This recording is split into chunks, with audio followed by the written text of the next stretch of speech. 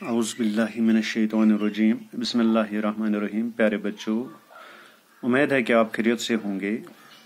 आज आपको पता है कि T1 का आखिरी चैप्टर जो था हमारा श्रीनगर से कारगिल तक, उसके सवालात हमने करने। आज जो सवालात दिए गए हैं, पहला सवाल है सफ़ा नंबर 75 पर 75 पर श्रीनगर से कारगिल तक कौन से काबिल जिक्र मकामात हैं। यानी कि जो जब हम श्रीनगर से कारगिल जाते हैं तो रास्ते में कौन से ऐसे मकामात आते हैं जो काबिल जिक्र है। तो जवाब हमने लिखा है सवाल नंबर 1 का, श्रीनगर से कारगिल जाते हुए हमें रास्ते में सोनमर्ग, बालतल, मटाइन और द्रास जैसे सेहत अफजा मकामात मिलते हैं।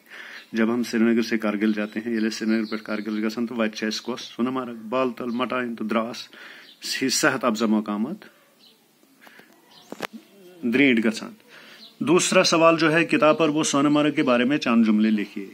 तो सवाल जो है दूसरा, सोनमर्ग कश्मीरी लफ्ज है जिसके माने है सोने की चरागाह। ये एक छोटी सी वादी है जो सर्ब फलक पहाड़ों, चीड़ और देवदार के सरसब्ज और बुलंद बाला दरख्तों और खूबसूरत सब्जाजारों के लिए मशहूर है। आप खुद भी ऐड कर सकते हैं इसमें कुछ, ये जरूरी नहीं है कि आप मेरा ही जवाब लिखोगे। अब तीसरा सवाल है द्रास के बारे में आप क्या जानते हैं, चंद जुमलों में बयान कीजिए। यानी कि द्रास जो है उसके बारे में आप क्या जानते हैं, तो कुछ जुमले लिखने हैं हमने। तो इसमें हमने लिखा है द्रास दुनिया में साइबेरिया के बाद सरद तरीन मुकाम है। यानी कि साइबेरिया सरद मुकाम है दुनिया में, उसके बाद द्रास का नंबर आता है। यहाँ दर्जा हरारत सर्दियों में -45 डिग्री तक गिर जाता है। ये सरसब्ज शादाब है। यहाँ के मकान शमसी तवानाई से गर्म होते हैं क्योंकि इधर ज्यादा सर्दी होती है और मकान जब गर्म करने पड़ते हैं तो यहाँ सोलर पैनल का इस्तेमाल, शमसी तवानाई का इस्तेमाल होता है। अब जो चौथा सवाल है, कारगिल किस दरिया के किनारे आबाद है, यहाँ कौन कौन से फल उगते हैं। यानी कि कारगिल के बारे में हमने लिखना है थोड़ा बहुत। तो हमने लिखा कारगिल दरियाई सोरू के किनारे आबाद है, जो हमने किताब में पढ़ा है कि दरियाई सोरू बीच में गुजरता है। यहाँ छोटे सेब और खुबानियां मिलती हैं। अच्छा सा ग्रेड गसन क्या तिम वेतनी तो बीच सियार, यहाँ गेहूं और जवार भी बनता है। अच्छु तो जवार थे बनन। अब आखिरी सवाल जो है, कारगिल के लोगों की तर्ज जिंदगी पर रोशनी डाले, यानी कि उनकी जिंदगी कैसी, उनका रहन सहन कैसा है। तो हमने जवाब लिखा है कारगिल में मुसलमान बहुत आबाद हैं, उनका रहन सहन एक जैसा है। यहाँ के लोग बुधी, पुरकी और बल्ती बोलते हैं।